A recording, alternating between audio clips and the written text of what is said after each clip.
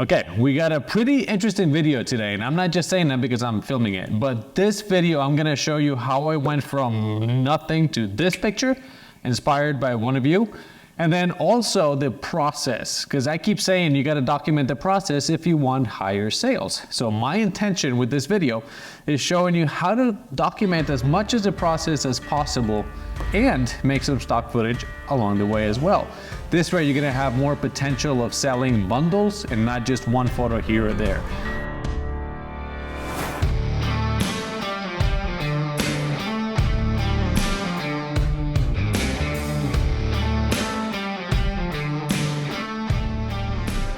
Every year since I started this channel, I made a video out in the woods picking wild huckleberries.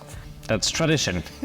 Now this year I didn't do that because I don't want to bore you guys with the same over and over again. So that's why I chose the huckleberries to be the star of this video. But first, let me set up the shot because I haven't done that yet. I went to the store, I bought some croissants, 2 different styles. This is homemade huckleberry jam that I also made because when you want to do something with jelly or jam, normal people go out and make their own, right? So, and then I got a few other props here. I'm gonna organize this and then go from there.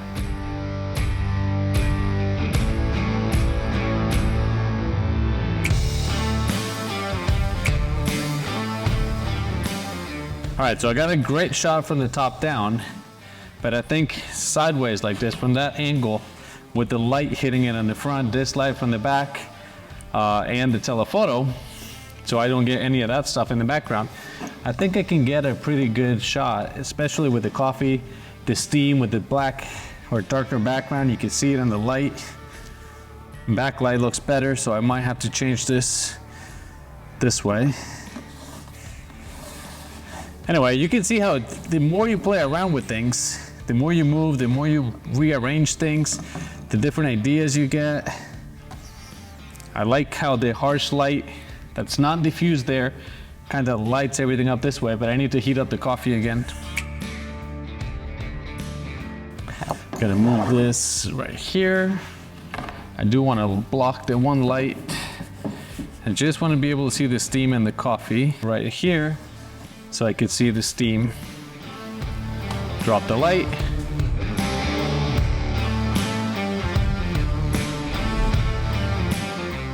The photo looked great. Greg, thanks so much for the inspiration for this video. Part of what I was trying to show is the difference in the distance. When you're doing top down, you gotta squish everything together. Otherwise, it just looks like empty space. Even when I was pushing the croissant so close to the ramekin, it looks like it's touching, but from above, there's empty space. When you're looking with this perspective, 45 angle view, like I'm sitting here, you need space. So the difference in how you compose and how you play your subjects here has a lot to do with the angle of view. Back to the huckleberries. I made the homemade huckleberry jam. Where do you go? And there will be a recipe here in the video description if you're interested. But it was 2 cups of berries, a little bit of sugar, some lemon juice, and just boil it. Now I did all that with the video. The closer you get to your subjects, the slower of a speed you're gonna need. Most of this I filmed at 60 frames a second. And in this video, I'm playing it at 24 frames a second. So I have to go into Final Cut Pro, which is my editor. I hit Command R, and that allows me to slow down the timeline 40% to match the frames per second from 24 to 60 frames a second. That's why it looks slow. If I want to speed it up, then I can always speed it up later. But once I have the footage like this, I can export it in slow-mo, and because I'm so close, it'll look natural. When you're further away, you almost have to speed it up. When I'm doing anything with the drone and you're really far away, it seems like it's taking forever. But the closer you get to your subject, the action, you probably should slow it down a little bit just to make it look more natural.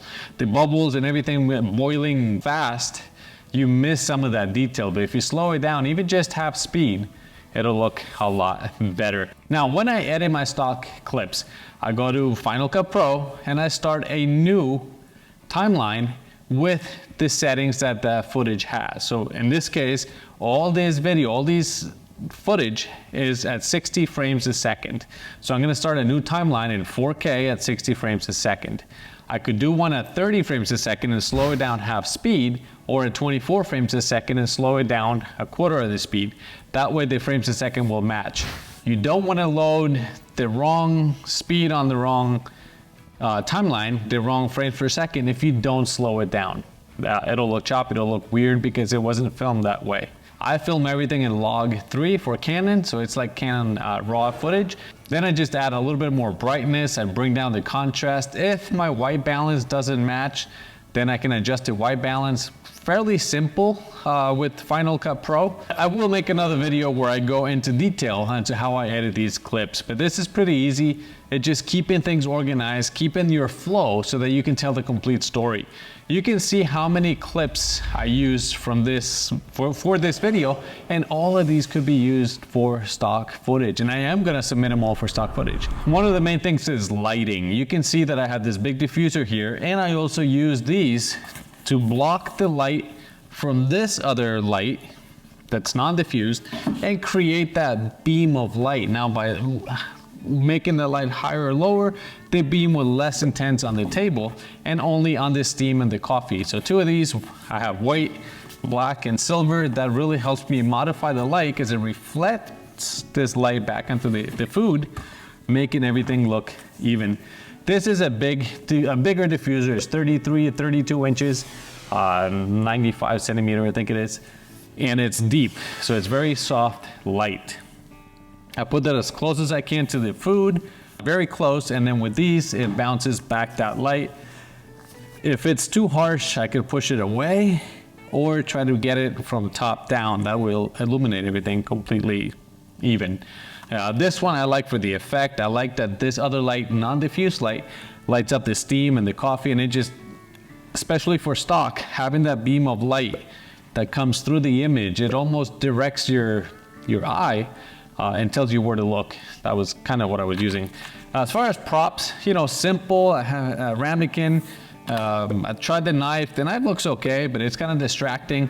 So I just did cream cheese, lemon cream cheese with the huckleberry jam, fresh huckleberries, because that was the jam.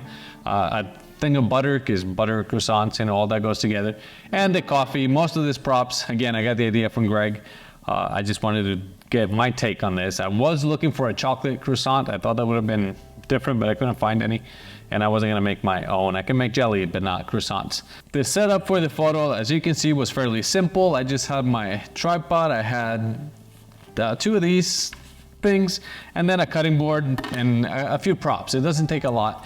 As far as camera settings, I wanted to keep a pretty good aperture, like f10. And then from there, I just adjust the rest. ISO 400 because the floor moves. If I walk, the floor vibrates, shakes the camera. So I try to keep a faster shutter speed and not a half a second or better.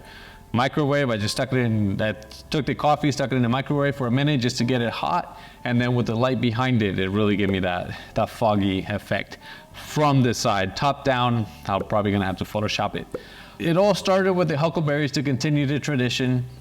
Picking berries, close-ups. I sell a lot of pictures. This summer I sold a lot of pictures from last year.